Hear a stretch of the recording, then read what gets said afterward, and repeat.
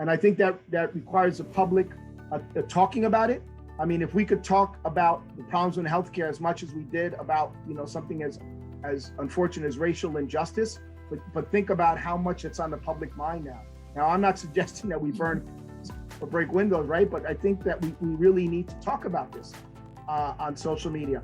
And I can tell you that I have a Facebook, a group called Healthcare from the Trenches, and I'm trying to encourage this banter. And believe me, there are people who certainly disagree with me, but that's great, because that encourages us to dialogue and learn and improve, because the status quo is just not acceptable.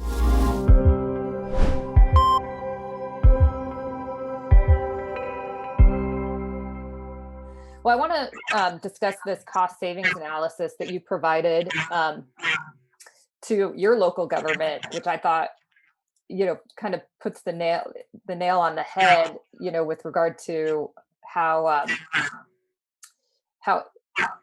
more efficiently care for, the cost savings that can be achieved through going directly to the right physician or going through the current system. And you talk about this, it's de Quervain's tendonitis, and you show the example that the traditional system goes through the primary care, which puts them through months of therapy, which is painful and not helpful. And then going into a clinic like your orthopedic urgent care /ER, there's a cost savings, and that's pretty significant. I mean, the traditional system, it was that you could save the county of Miami almost $10 million a year, in the city of Miami, 1.3 million. I mean, that's insane.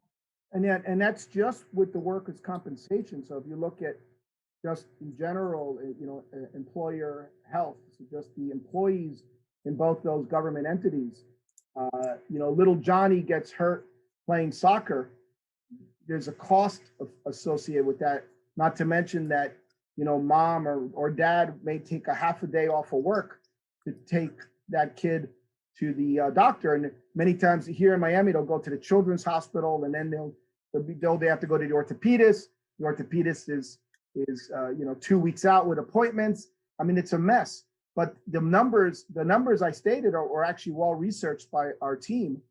And what it's basically said is that if all of the work comp claims, the orthopedic claims for our county and the largest city in Miami-Dade County, which is Miami, if those workers came to a specialized orthopedic walk-in center, right, like ours, as opposed to a general urgent care, the hospital, an occupational health center, which is where most of them go to because they have a contract.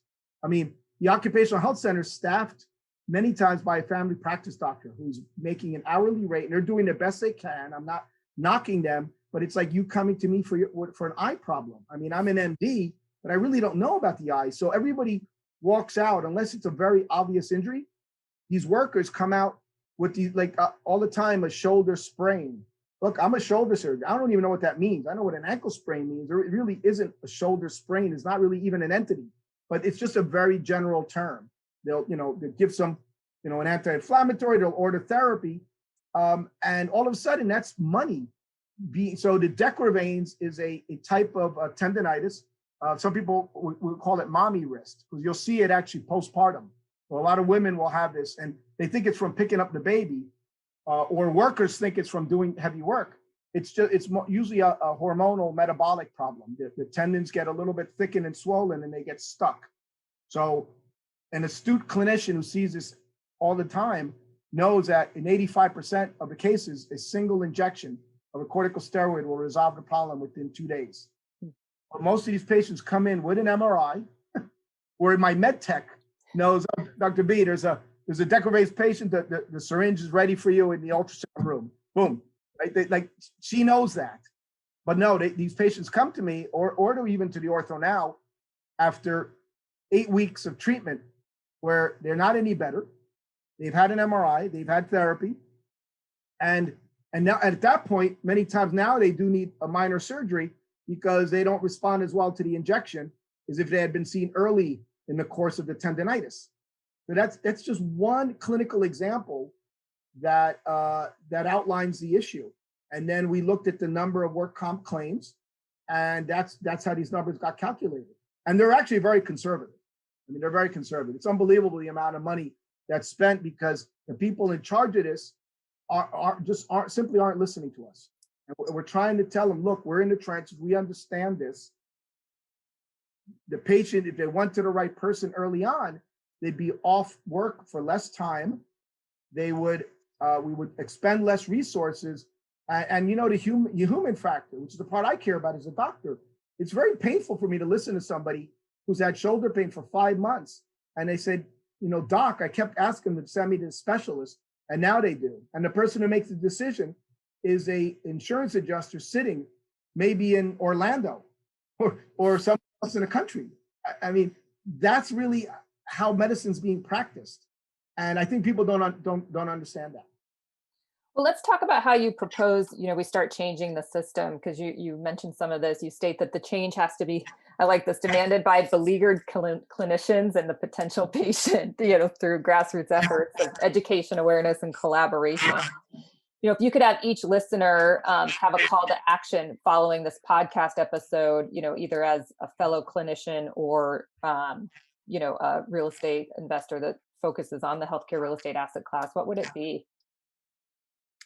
Well, I think we need to make a move towards basically getting the patient to the right clinician at the right time. So if that means the propagation of walk-in centers that are specialized, where you're really seeing the right person early on, sort of getting rid of this concept of you've got to go through this gatekeeper. Even the primary care doctors don't really like the fact that somebody with back pain comes in and, they end up just maybe ordering a test, but getting them to the person who really knows how to manage back pain. So we have to shift how we practice medicine. And I think that requires the public talking about it.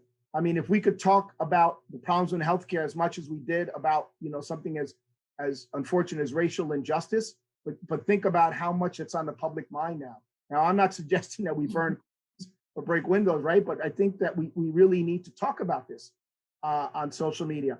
And I can tell you that I have a group called Healthcare from the Trenches, and I'm trying to encourage this banter. And believe me, there are people who certainly disagree with me, but that's great, because that encourages us to dialogue and learn and improve, because the status quo is just not acceptable.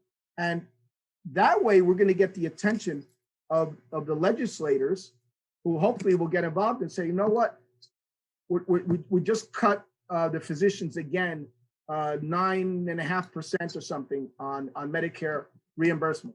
So that just took effect a week ago.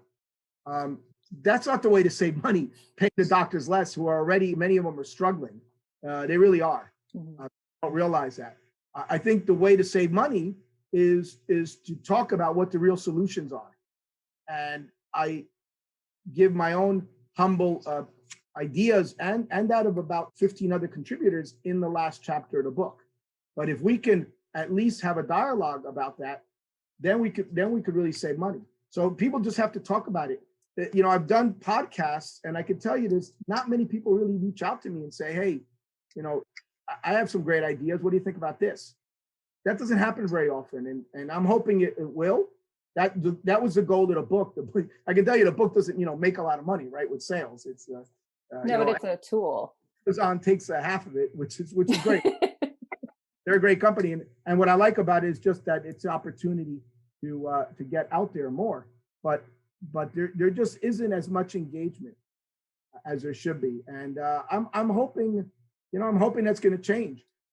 A book I just read, I didn't read it before I wrote it, and I wish I had, was by Jonathan Bush, who ironically is the first cousin of George W., the second Bush president. And he was the founder of Athena Health. And he wrote a book called Where Does It Hurt? And he's holding up an X-ray, which is the United States. and he went through, and it was kind of like a love song, where break up with somebody, you think every song is singing to you, right? And I read this book and I said, boy, this guy is exactly talking about what I've been saying. And I'm not alone. There's a lot of physicians who don't want to accept the status quo. And we just all need to get together. And with the patients need to get engaged. They need, when they have these issues, they need to talk about it and say, my insurance company sent me here and this was a waste of time. And why couldn't I have done this? And when that happens, then people will take notice. Well, you give me an idea to have a special podcast with just clinicians talking about this. But what, I know you talk about how you tried to motivate some physicians locally, and none of them showed up to the meeting. And I think, they're probably like, I'm trying to work as hard as I can. And then, a lot of them have families and the other people in their lives that they need to attend to. But what do you think if there was some maybe retired physicians that could maybe take the charge and, supported by the physicians working, but, they're retired, but they've been through the system, they know it, but they have the time to spend with, their government officials and legislators to try to change some things. That's a great thought. I mean, I hadn't thought of it that way. I can tell you there's a retired urologist from the university system here, and he started a company called Health Drum.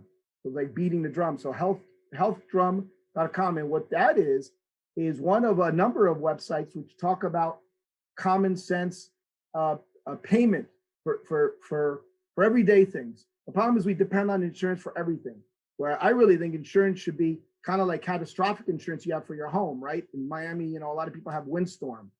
I have my own perspective on that, but certainly you should probably have insurance or something if you got diagnosed with a rare cancer, you need a bone marrow transplant, or you get hit by a bus and you have multiple, you're in the hospital for a month with multiple fractures.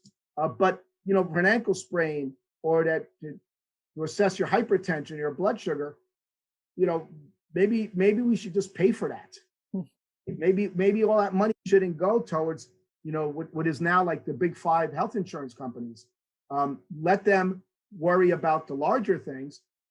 But I think when patients put in some skin in the game, meaning they pay for something, I find that they're a lot more engaged with their care. They're gonna maybe not, eat that second candy bar if they're having problems with their blood sugar, right? Maybe they're going to exercise more. And these are things that actually Jonathan Bush said as well in his book and other books I've read, is that there really has to be some responsibility in the public, even if it's to a modest degree, maybe depending upon what your income level is. But certainly there is a difference in behavior when you have to pay and it's not that third party, or let the insurance company pay.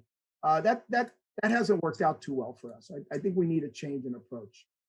Yeah, and I would say that, I think obesity is one of the biggest common problems. And if people, and some is genetic and it's really sad, but some is just, the supersize it, the supersize it mentality,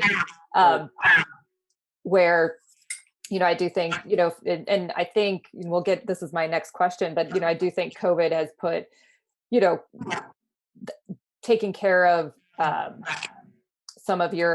taking care of yourself and preventing illness is better than waiting to get sick and then trying to fix it.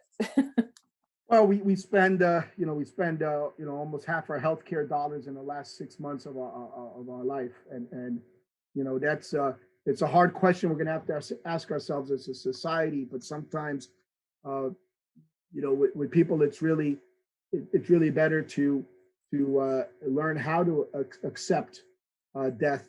And to me, it's a lot more humane to make somebody comfortable, have them with their loved ones when they're really sick, and not have them spend their last few weeks in the ICU, which is an incredibly expensive thing that is futile. And I remember this at NYU Medical Center, where in the surgical ICU. I mean, we have the technology to keep people alive a lot longer. Question is, should we?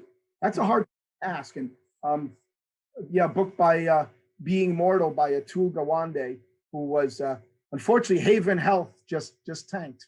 but that was the between J.P. Morgan and Berkshire Hathaway and Amazon. Strangely enough, that was the health initiative they were trying. But Atul was the CEO for that, a very bright guy, and he's written a number of books in healthcare. But he confronts that problem head on, and I think in society we need to do that. We really do. I was having that exact same conversation with somebody recently. It's interesting. Mm. So you mentioned in your book, because you wrote it right during COVID, that now is the time while people are holding physicians in such high regard and frontline workers and healthcare workers, because they are helping to save our lives. And you said now is the time more than ever to ignite change as a result of society relying heavily on these capabilities of our frontline healthcare clinicians in battling COVID-19. When the pandemic is over, how do you feel clinicians should ally support for significant changes and tell their stories to demonstrate the pitfalls of our current system, which has, I think, been exposed with the COVID-19? Yeah. Well, I think exactly what we're doing. I'm sure that a year ago there weren't many podcasts about this, and I can tell you there's interest now. Now, the question is, when will we see this at the level of a CNN or a Fox News or a Wall Street Journal?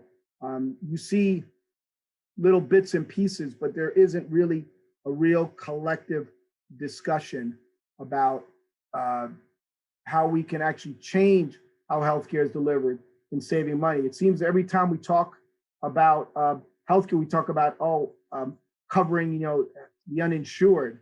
Well, okay, that's all well and good, but maybe if how we delivered the care, we'd have the money to pay for the uninsured, to just give them the care. And that's the argument I'm making, but there isn't that discussion. You don't get people like myself who are doing this every day to be able to speak about it on CNN, for example. And I think that the public, if they took the time to read something like this and all the other books that are out there talking about this, then we might see some change. I just making a point that I think that physicians and nurses and other, like as you said, frontline workers are getting a bit more respect now than we had been. Many times we read about physicians in the news, it has not been positive many times. The one person who was bilking Medicare or some unfortunate surgical malpractice case gets a lot of attention, but we don't get attention for all the good things that clinicians are doing every day. And I think people see that now with COVID, because they really are, and I don't include myself in that. I am certainly no hero. I'm a specialized hand surgeon. I'm not in a hospital ER, intubating people who are spitting up virus-laden, phlegm and blood. So these people are out there, and I think the public is recognizing that. I'd like to tell an anecdote. I was waiting for an Uber outside my house. I forgot what happened with my car, but I had to get to the office. I had surgery that day, and so I'm in my scrubs, and some guy was running, and he turned. And he said, "Thank you." Around, and I who's he thanking? And I realized, I have my scrubs on. And then I ran into him at the bridge because the bridge was up, and I took a picture with him and I put it on our social media. And I thought, here's a time that a perfect stranger, was thanking a clinician for the work we do. And that kind of told me something about the public perception currently. And I think we need to ride that wave to get some real change now. Absolutely. That's great. I love that story. So if there isn't any change, where do you see the cost and ability to receive care in our healthcare system in 5 years? Well, if there's no change, I think you're just going to see big healthcare systems who are employing people like me. The incentive isn't there, right? I mean, when people are employed like that, they're looking at the watch. I remember, like I said, at the VA, I would do 2 knee replacements, and I wanted to get, because I'm a hustler, I wanted to get, and these are patients waiting, right? They're on waiting lists almost. And I wanted to get the 3rd knee replacement, and the head nurse would come in and say, "Nope, Dr. Badia, it's 2:00. I don't think you can, by the time we get the patient in, you can't be done by 4. Well, that's the reality. And I'm afraid that if we don't change, it's going to be like that. 85% of medical students that are coming out of medical school now are employed. When I was at NYU Medical Center, medical school, which is now free, by the way, so one positive, tuition free. At NYU, I remember, I think only about 6% of us in a class were employed, like, complete salary. Now it's 85%. It's changed in 2 decades. And I'm worried because there are ramifications to that. Absolutely. Absolutely. Well, so now, Dr. Badia, we move into the get to know you part of the interview. So what was your first job? Selling newspaper subscriptions. I was about 14, and this guy would pick me up and 3 other middle schoolers and drop us off. And I remember it was a really rough part of town in Newark, New Jersey, or East Orange, and we walked door to door and had to knock and sell prescriptions to the Newark Star Ledger, which was a daily paper in Newark. I imagine still is. But it taught me how to cold call on people, talk to them, explain benefits of something. It's kind of like discussing a surgical procedure. You almost have to sell it. You have to explain what the pros and cons are. And that was my first job. And then I got into the hospitality. I was a busboy, and then later on a waiter. For my early jobs. Very nice. What would you be doing for a living if you were not an orthopedic surgeon? I thought about that. And what really fascinates me is when I go by these construction sites, they're building, I'm fascinated. In Miami, they're building what I think we're calling the iconic bridge. I don't know what the name is, but it's going to be a really cool looking bridge that will resemble a spider, and it'll be lit up, and it's gonna resolve some traffic problems that we have. And I drive by that every day, and I'm fascinated. And I say, I wouldn't mind being, doing that. Even hands-on. Orthopedic surgeons were hands-on, so construction worker or supervisor, or maybe the engineer. But I'm not a great engineer. So my dad's electrical engineer. I admire what he did. But that's what I the reality is I can't imagine doing anything else. It's not. That's the issue when you're that young and you decide what you want. I didn't get to college. I didn't get to Cornell and have the luxury of saying, okay, what interests me? I mean, I'm kind of envious of that. I mean, that's kind of cool to I was just like that. So I don't know. You didn't take the time to find yourself. Yeah, no. In other ways, maybe, but not in academics. Actually, I will say, I'm telling a patient of mine who's a beach lifeguard who has a shoulder problem, and I've teased him several times. I go, I think I could still swim the 100-yard pretty fast. And I said, if things get any worse, maybe I'll go back. I'll go. I've done beach lifeguarding. I said, I'll be you're taking care of people. There is some occasional stress. It's a healthy lifestyle. Maybe I'll do that again. Who are you reading or listening to right now for news, information, or inspiration? Oh God, that's a hard one because it's one of the frustrating things is that it's hard to get objective news now. So I think I do what a lot of people do, is I go between CNN and Fox News, and I think the reality is somewhere in between. Right. It's really sad. We'll see what happens after yesterday. I think maybe it'll be a shift, just like with COVID. I listen to the BBC a lot. I love British culture, and I do that. I listen to world news. And then for reading, I tend to read a lot more nonfiction and fiction. So right now I'm reading about a Navy SEAL, and for some reason I can't remember it. I'd love to give it a plug. Actually, the reason I'm reading that book is I've always been fascinated by that, special forces and what they go through. And I chose this book because the only real negative review I've had on Amazon about my book was a guy who didn't call me a very nice name, but he was incensed that I compared surgical internship to maybe like boot camp or SEAL training. And I think he missed the gist of what I was trying to convey.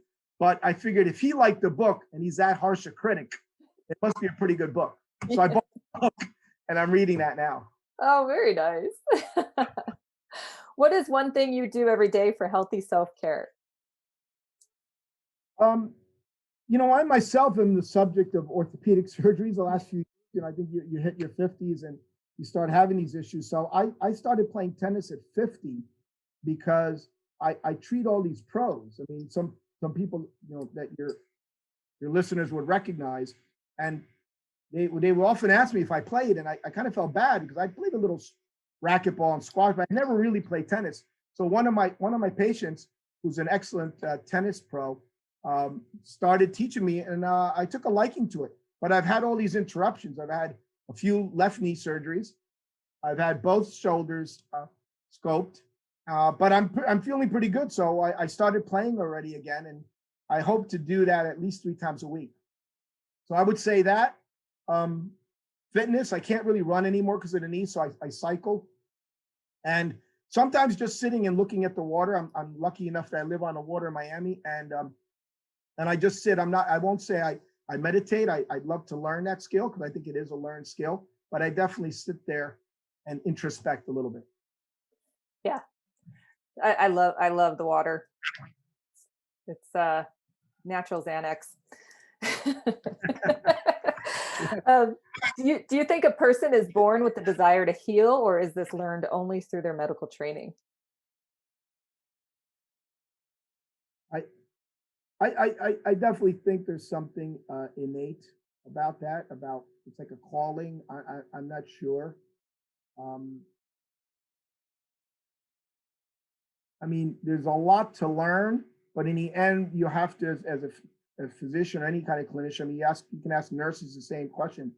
I think that there's a um, certain desire to just help people, and if when you combine that with science, then that's the ideal profession for that. Because I think many people do incredible things to help in the community, but we're lucky in that if you have an interest in science, which I always have had, then you can combine it with helping people, and that's an ideal situation. It's a privilege. It's a privilege for me that somebody to sit in front of me that I've never met, and I tell them that I'm going to make an incision from here to here and put in a metal titanium new shoulder.